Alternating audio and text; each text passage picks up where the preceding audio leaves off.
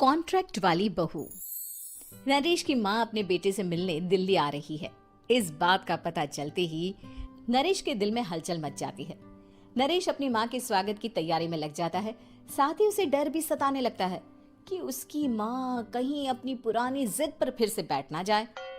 हे भगवान, इस बार बचा लो। अगले साल पक्का माँ की जिद पूरी कर दूंगा। तभी दरवाजे की घंटी बजती है। नरेश दरवाजा खोलता है तो सामने अपने मकान मालिक को देखकर हैरान हो जाता है, क्योंकि उनके साथ एक सुंदर सी लड़की भी थी। अब नमस्ते अंकल, कुछ काम था, मुझे बुला लेते। आपने क्यों कष्ट किया? अरे नहीं नहीं, इसमें कष्ट कैसा। मैं तो बस तुम्हें रीना से मिलवाने आया था। आज से रीना तुम्हारे साथ इसी फ्लैट में रहेगी।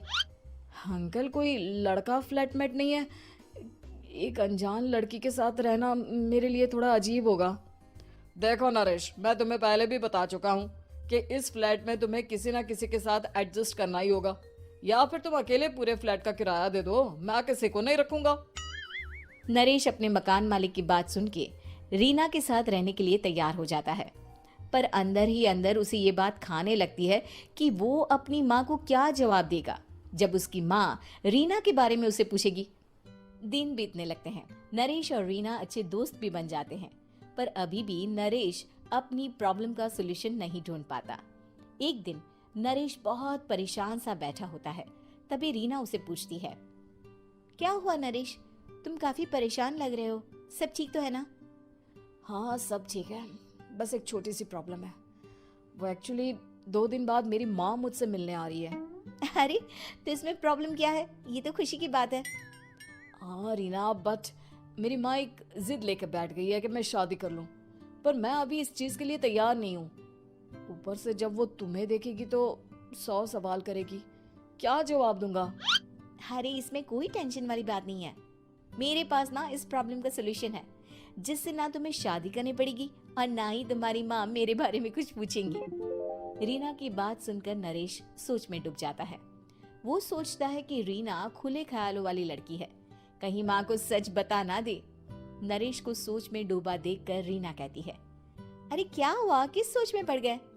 डोंट वरी, जैसा तुम सोच रहे हो ना वैसे कुछ भी नहीं है। मेरे पास एक प्लान है। मैं कुछ समझ नहीं पा रहा हूँ, कैसा प्लान? मैं समझाती हूँ। हम ना एक कॉन्ट्रैक्ट मैरिज कर लेते हैं। फिलहाल मेरे पास जॉब नहीं है, तो तुम इस रूम का किराया दे देना जब तक तुम्हारी माँ यहाँ रहेंगी, सिर्फ तब तक।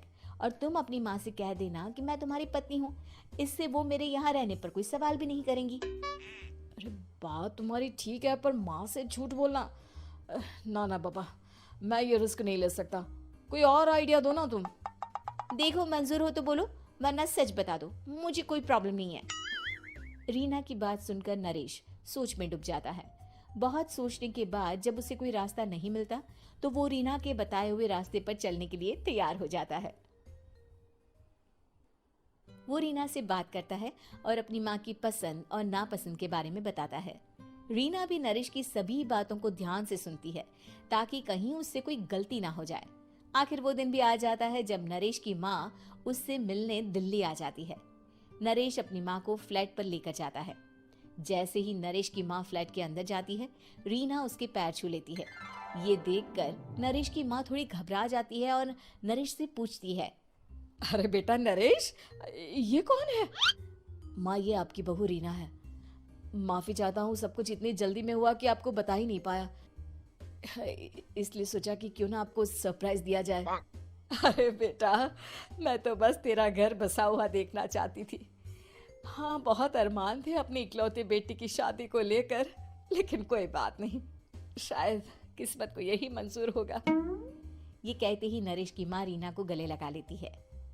रीना बेटिया, मेरा बेटा ना थोड़ा नादान है, पर तुम काफी समझदार लगती हो, और मैं जानती हूँ कि तुम इसका बहुत अच्छे से ध्यान रखोगी। माँ आप चिंता मत कीजिए, मैं सब संभाल लूंगी। नरेश की माँ अपने बहू और बेटे के साथ खुशी खुशी रहने लगती है। दिन बीतने लगते हैं। नरेश की माँ और रीना का रिश्ता बहुत मजबूत होता चला जाता है। वो दोनों सारा दिन एक साथ रहती और खूब बातें करती। इधर साथ रहते रहते नरेश और रीना भी एक दूसरे से प्यार करने लगते हैं। दोनों को इस बात का एहसास हो जाता है, फिर भी वो इस बात को छुपा कर ही रखते हैं। एक दिन नरेश की माँ और रीना शादी के बारे में बात करने लगते हैं।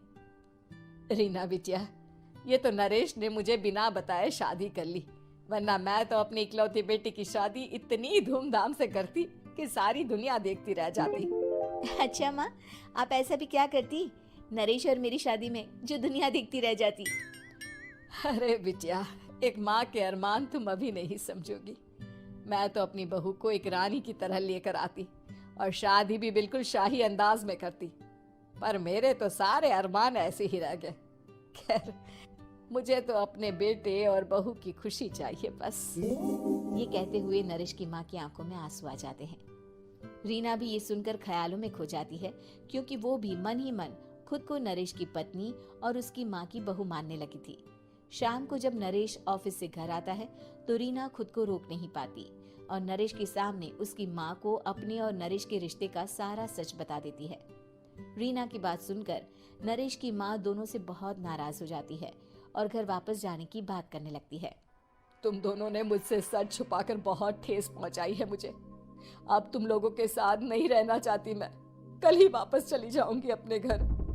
माँ, मुझे माफ कर दो, ये सब मैंने रीना के कहने पर ही किया है, वरना मैं भी आपको कभी ठेस पहुंचाने के बारे में सोच भी नहीं सकता।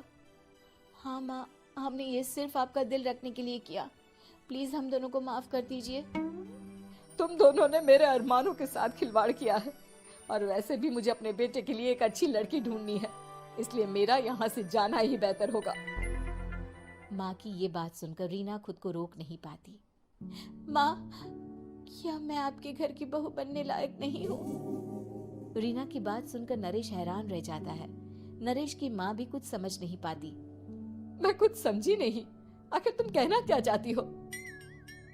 माँ, मैं वो नरेश से बहुत प्यार करती हूँ और साथ ही साथ मैं आपको भी अपनी माँ मान बैठी हूँ। आज जब आपकी बातें सुनी तो खुद को रोक नहीं पाई, इसलिए सारा सच आपको बता दिया। रीना की बात सुनकर नरेश की माँ की आंखों में आंसू आ जाते हैं और वो अपने बेटे नरेश और रीना को गले लगा लेती है। मेरे घर की बहू तो सिर्फ रीना बिटिया ही बनेगी। मैं आज ही तुम दोनों की शादी की तारीख निकलवा दूंगी, बस एक बार तुम्हारे घर वाले मान जाए। उसी दिन रीना के माता पिता भी उनके फ्लैट पर आ जाते हैं। दोनों परिवार आपस में बैठकर बातें करते हैं और शादी के लिए राजी हो जाते हैं।